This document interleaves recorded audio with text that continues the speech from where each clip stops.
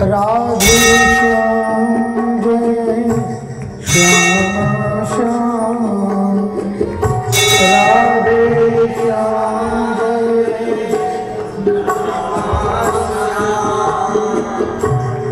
राधे श्याम जय श्याम श्याम, राधे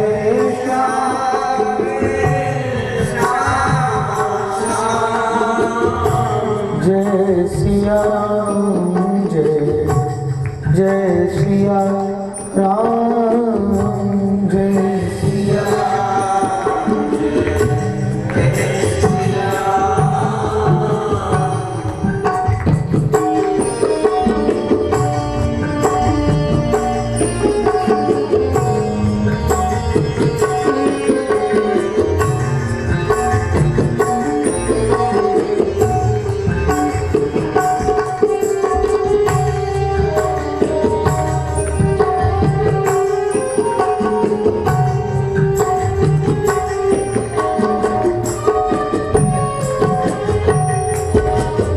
राम कृष्ण कहिए भोर, भैया राम कृष्ण कहिए उठी भोर, अवध ईसवे धनुष धरे हैं, ये ब्रज माखन चोर,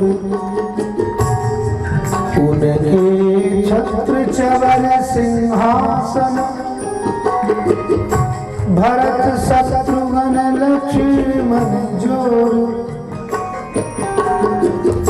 इनके लकुट मुकुट पीतांबर, नित गायन संग नंद किशोर, उन सागर में शिला तराई, इन राखियों गिर नख की को, नंददास प्रभु सब तज भजिए, जैसे निर्गत चंद्र चकोर, जय सिया राम जय जय सिया राम जय सिया राम,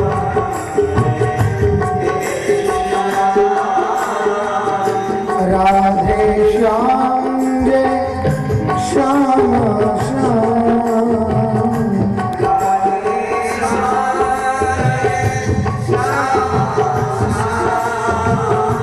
सीता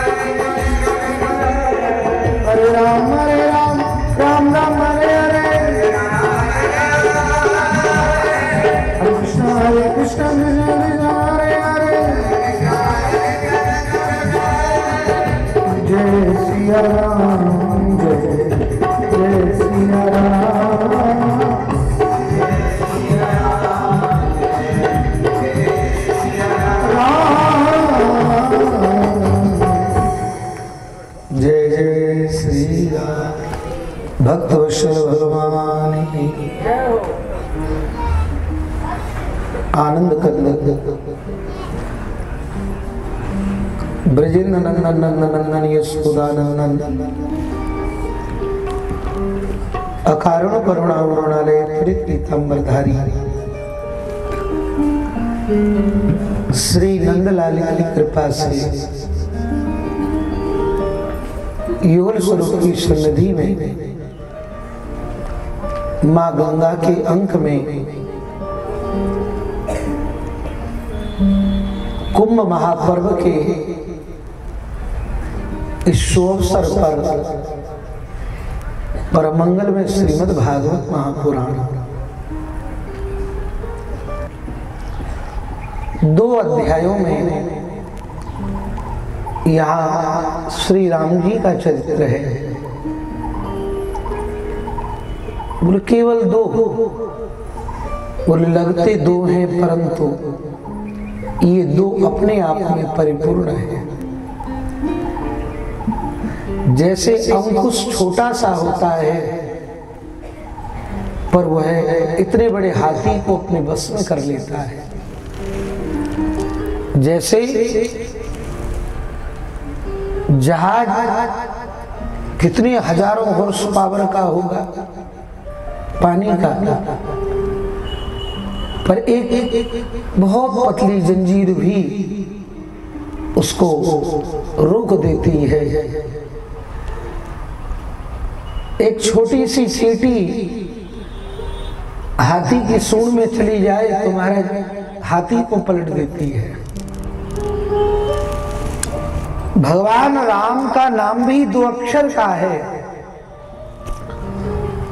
पर ये 2 अक्षर का नाम भी परम प्रभावशाली कृपालु। इसलिए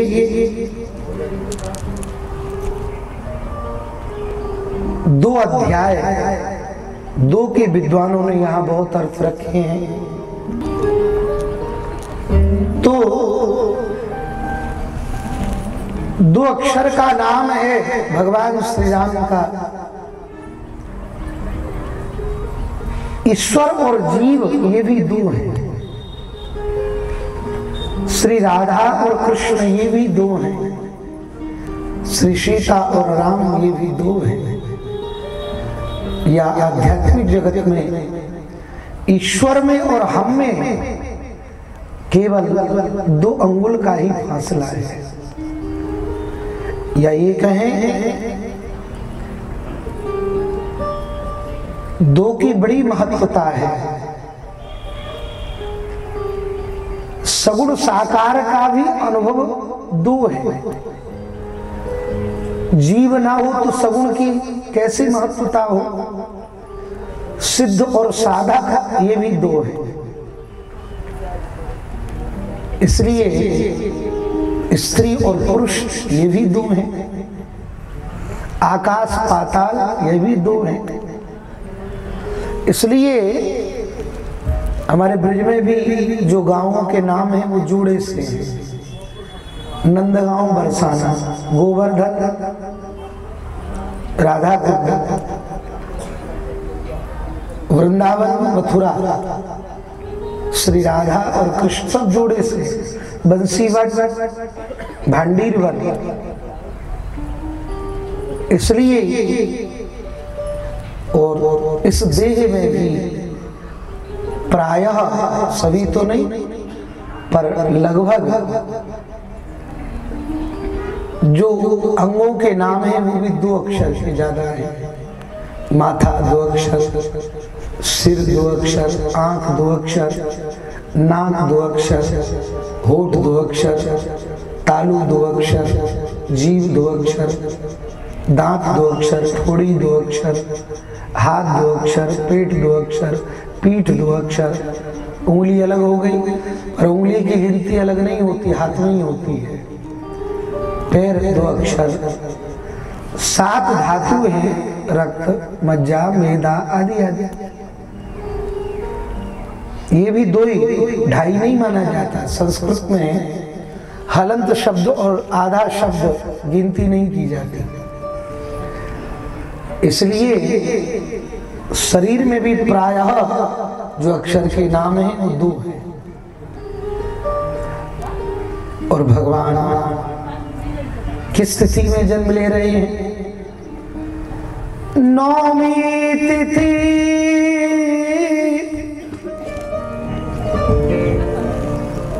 मधुमास पुनीता शुक्ल पक्ष अवजित हरि प्रीता। तिथि है नौमी। 9 का भी बहुत दिव्य योग अंग है। 9 शब्द जो है पूर्णांक योग है। 9 से बड़ा कोई शब्द नहीं है अंकों में। चाहे आप 1 से लेकर जितनी भी संख्या है, 9 सबसे बड़ा अंक है।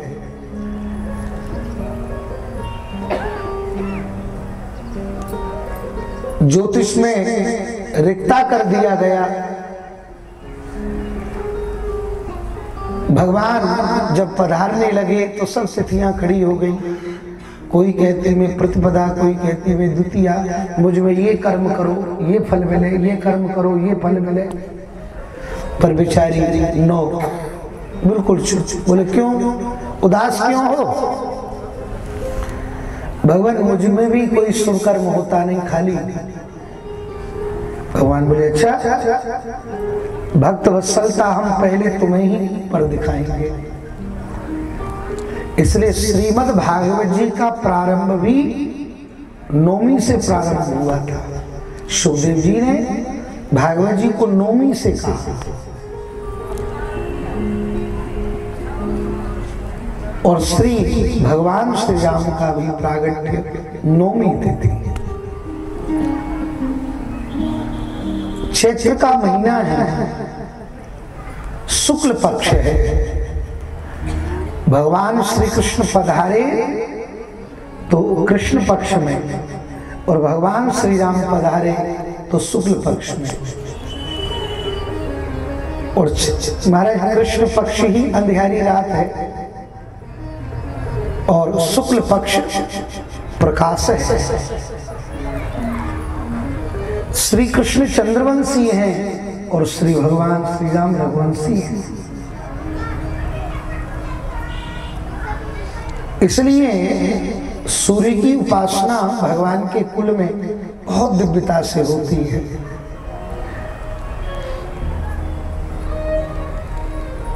टीकाकार तो कहते हैं कि भगवान श्री राम के वंश में सूर्य की ही प्रतिष्ठा और पूजा होती थी। मंदिर बना था भगवान सूर्य का। पंचदेव उपासना शास्त्रीय आज्ञा करता है, हम सबको करनी चाहिए। जो सदगृहस्थ हैं उन्हें पंचदेव उपासना करनी चाहिए। मूल में एक इष्ट को रख लो, पंचदेव उपासना करो।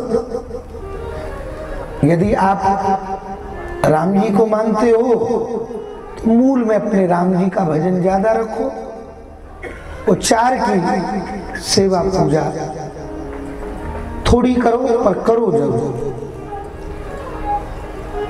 पहले हैं भगवान सूर्य। भगवान सूर्य ज्योतिष गणना में ये बुद्धि के स्वामी माने जाते हैं।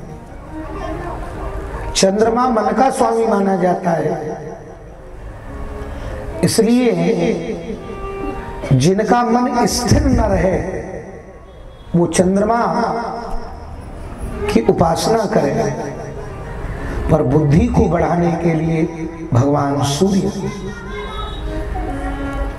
अरे ज्यादा नहीं कर सकते तो कम से कम एक जल का पात्र तो सूर्य को चढ़ा ही सकते हैं और कुछ नहीं करें। सबसे सरल पूजा है भगवान सूर्य की। अब होना तो ये चाहिए कि भगवान सूर्य प्रकट हो रहे हों, उससे पूर्व ही जल चढ़ा देना चाहिए। बहुत तेजी में प्रकट होते हैं तब हम जल चढ़ाते हैं तो उनको कष्ट होता है, पर प्रायः रास्ते में लोग 8 बजे से पहले उठते ही नहीं, 7 से उठते ही नहीं। तो विचार करें भगवान सूर्य की उपासना कैसे हो।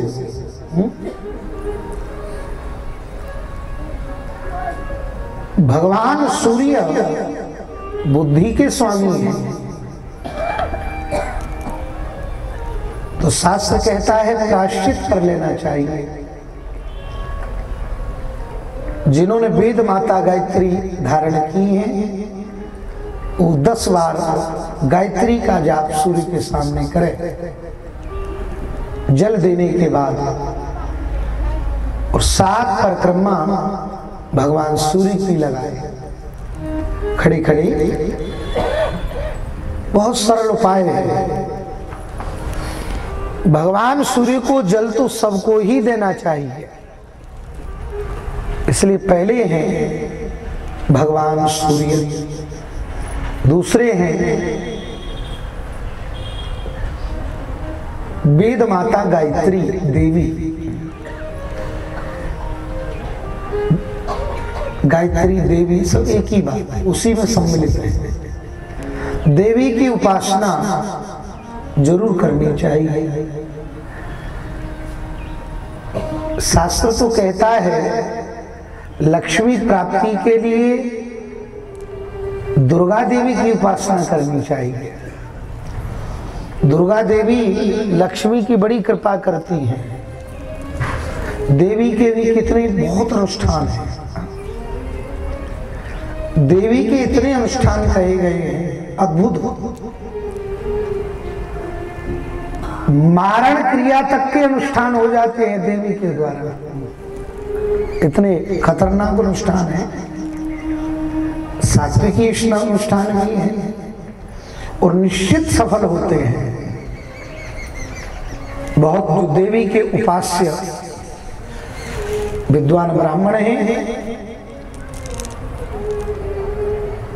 कितने अनुष्ठान देवी के। बचपन में हम लोगों ने कृष्णानंद बम्बई वालों किया, बहुत पाठ किया दुर्गा सप्तशती का। महाराज कितने कितने अनुष्ठान बड़ी दिव्यता के साथ आपने भी किया। अब तो महात्मा वो बड़ा है जो छपे ज्यादा, जिसमें अब तो मीडिया की ताकत है, किसको महात्मा बना दें और किसको नीचे गिरा दें। कल हमारे भैया जी से बात हो रही थी हमारी कि महाराज कोई हीरोइन है इतना, महाराज उसको हाईलाइट कर दिया। वैराग्य तो खैर किसी को भी हो सकता है, पर भाई इतना बड़ा वैराग्य कि तुरंत ही आके ही सीधे ही महामंडलेश्वर बन गई, तो बड़ी अद्भुतता है भाई। आज के युग में लोगों को 20-20 साल 30-30 साल क्रम से चढ़ना पड़ता है, तब कहीं जाकर के उस स्थान आसन तक पहुंचा जाता है। इसलिए कहीं ना कहीं मंडलेश्वर महामंडलेश्वरों की गरिमाएं आज बहुत कम हुई। आप विचार करें सन्यास के धर्म को किस प्रकार परोसा जा रहा है। सन्यास तो मुक्ति का साधन है, सन्यास आधुनिकता का साधन नहीं। सन्यास तो महाराज एकांतीय है। सन्यासी हो जाए तो व्यक्ति अंतर्मुखी हो जाना चाहिए, बहिर्मुखी नहीं होना चाहिए। सन्यास की यही दिव्यता है कि वह अंतर्मुखी बना देती है, पर जैसा युग का प्रभाव है, इसलिए विचार करें। महात्मा पहले छुपते थे कि हमारा भजन कहीं पता ना चल जाए, हमारे वृंदावन में अभी भी ऐसे महात्मा हैं, आज भी। आप आश्चर्यचकित हो जाएंगे जो बिजली का भी उपभोग नहीं करते। है कोई ऐसा आज के युग में जो लाइट का उपभोग न करता हो? कोई महात्मा दिख रहा है आपको? पर वृंदावन में काट कर उसको खूब सजाते हैं महाराज, तब प्रकृति का दोहन नहीं होता। और हमारे धर्म की कोई बात आवे, अरे महाराज ये तो प्रदूषण कर रहे हैं, ये तो फलाना कर रहे हैं। होली की बात, अरे भाई ये तो गंदगी है, और तुम क्या कर रहे हो भाई? हम किसी के धर्म को न कर सकें तो कम से कम उसका उपहास न करें। हमारे धर्म की महाराज इतना मजा अपने ही लोग उड़ाते हैं, औरों की छोड़ दो। अरे शंकर जी पे दूध चढ़ा देते, क्या फायदा? इस दूध को पिला दो लोगों को। तू ही तो मिला है पिलाने के लिए, विचार करो। अरे महाराज उस विज्ञान को जब तक हम न समझ पाए क्यों किया जाता है, तब तक क्या पता। और हमारे राम प्रभु किस महीने में आ रहे हैं? चैत्र में। और चैत्र का महीना अत शीत न घामा, ना तुम्हारा सर्दी है न गर्मी है, बराबर है, सब व्यवहार। पावन काल लोक विश्राम। बच्चों से पूछ लिया जाए कि आपका नव वर्ष कब आता है, तो बोले 31 दिसंबर को जाएगा, 1 जनवरी को आएगा। उनको पता ही नहीं है महाराज कि हम लोगों का नया वर्ष चैत्र से प्रारंभ होता है। आप सबसे निवेदन करूं, हम लोग जिस प्रकार, मैं कोई उनका विरोधी नहीं हूं, परंतु अपना नववर्ष आवे चैत्र के महीने में। और देखिए नवरात्रि से नया वर्ष शुरू होता है, माने शक्ति की उपासना से। वहां उपासना ही शक्ति की है। और 1 जनवरी तो प्रायः फूस में आती है हम लोगों के महीने के अनुसार। और महाराज देव कार्य के लिए उतना उत्तम नहीं माना जाता फूस का महीना, उतना अच्छा थोड़ी माना जाता है, पर फिर भी प्रायः सब उसी में प्रसन्न है। अब चैत्र में कथाएं कम होती हैं, हाँ, और 25 से 31 दिसंबर खूब होती है, खूब। शक्ति का संचार करता है चैत्र, घट स्थापना से प्रारंभ होता है। शुक्ल पक्ष है, माने प्रकाशोत्सव की ओर ले जाना। ये हमारा बच्चों को जैसे जनवरी, फरवरी, मार्च, अप्रैल ये सब सिखाते हो, ऐसे अपना भी वर्ष का नाम हमें बताना चाहिए। चैत है, बैसाख है, पार है, आदि आदि सब बता देना चाहिए, सिखाना चाहिए, इसलिए उनको भी ज्ञान रहे।